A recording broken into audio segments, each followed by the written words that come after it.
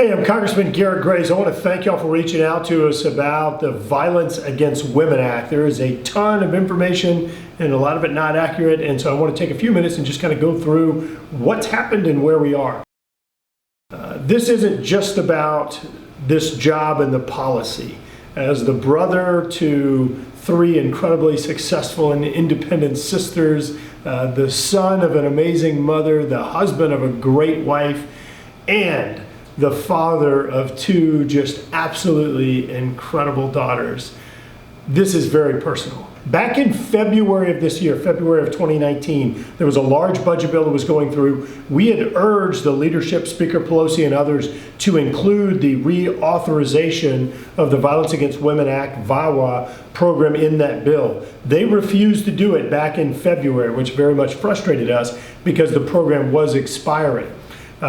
So then we came back and we said, all right, look, we want you to move forward on this other bill. There was a bill that Congresswoman Elise Stefanik had offered that is a simple extension of the VAWA program. A lot of the groups that we work with on violence against women indicated that the program works well. We don't need a bunch of changes or reforms. And so there was an extension. I was one of the earlier co-sponsors on that bill by Congresswoman Stefanik. Congresswoman Leska from Arizona also, Lesko offered amendments to try to force the reauthorization of the program and funding of the program. I voted for those. Those were rejected. So repeatedly we've worked to try to get VAWA reauthorized. What ended up happening is that a 220-page bill, not 7 pages, a 220-page bill was introduced. It was introduced on April 8th. It was referred to 6 or 7 different committees.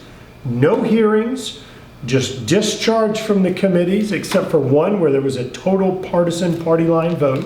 They refused to take amendments on it. This bill was rushed to the floor. It was skipped regular order. Let me say it again.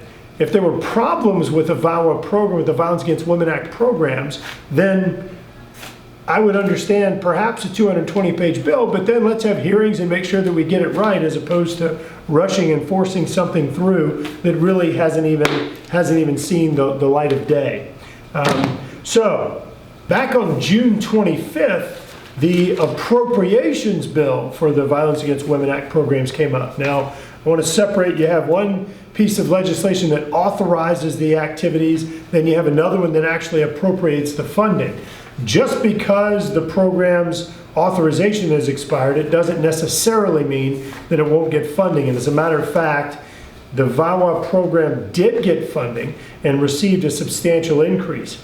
We increased the funds by about $95 million above the level of funding last year, and we increased it by about $100 million over what the Department of Justice requested for this year. So this year, it's going to be just short of $600 million in the House-passed bill for the Violence Against Women Act programs, which the largest single component is the STOP grants, which is $222 million, but also other important programs like transitional housing are receiving $42 million.